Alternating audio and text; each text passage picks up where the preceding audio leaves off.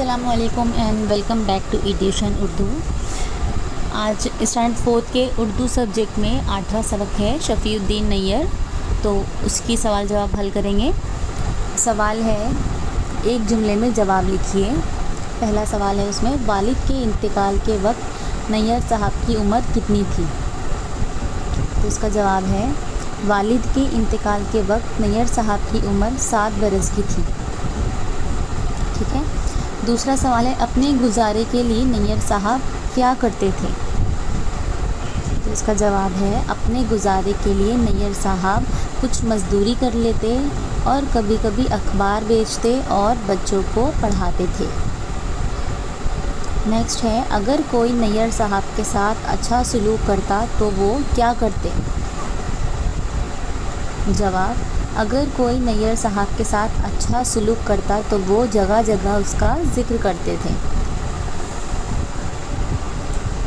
چوتھا سوال ہے نیّر صاحب نے بچوں کے لیے کتنی کتابیں لکھیں؟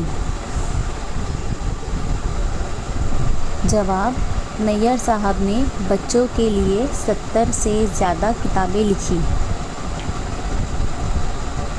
سوال نمبر 5 ہے نیّر صاحب کی زندگی کے حالات سے کیا معلوم ہوتا ہے؟ جواب ہے نیّر صاحب کی زندگی کے حالات سے معلوم ہوتا ہے کہ انسان محنت اور لگن سے علم حاصل کرے تو ایک اچھا اور کامیاب انسان بن سکتا ہے۔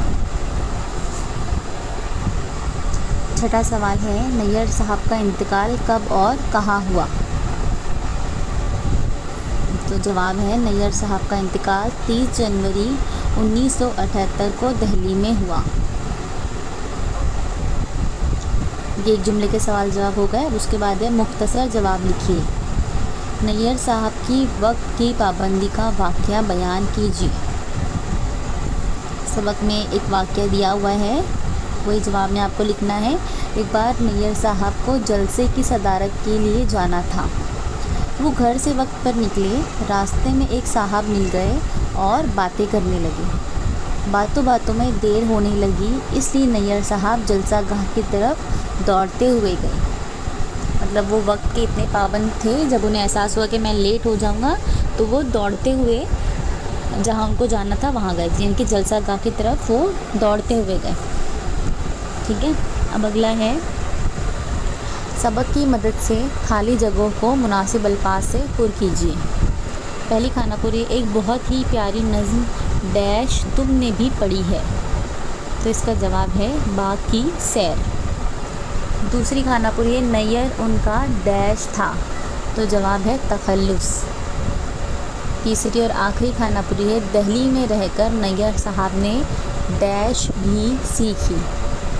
تو کیا سیکھی تھی؟ کتابت۔ خانہ پوری بھی ہو گئی۔ اب اس کے بعد ہے لکھیے کہ ذیل کے جملے صحیح ہے یا غلط۔ پہلا سوال ہے نظم لب پہ آتی ہے دعا نیّر صاحب کی لکھی ہوئی ہے؟ تو یہ بالکل غلط ہے، کیونکہ لب پہ آتی ہے دعا نیّر صاحب نے نہیں بلکہ علامہ اقبال نے لکھی تھی۔ ٹھیک ہے۔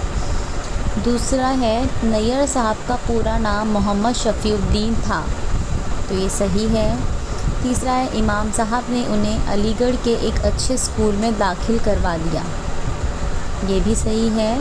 چوتھا ہے وہ دہلی کے ایک اسکول میں مدرس ہو گئے؟ تو یہ بھی کتاب میں ہم کو ایسے ہی بتایا ہے، تو یہ بھی بالکل صحیح ہے۔ تو یہ تھی آج کی ویڈیو کو لائک کریں، چینل کو سبسکرائب کریں اور شیئر کریں۔ پھر ملیں گے ایک نئے ویڈیو کے ساتھ، تب تک کے لیے خدا حافظ۔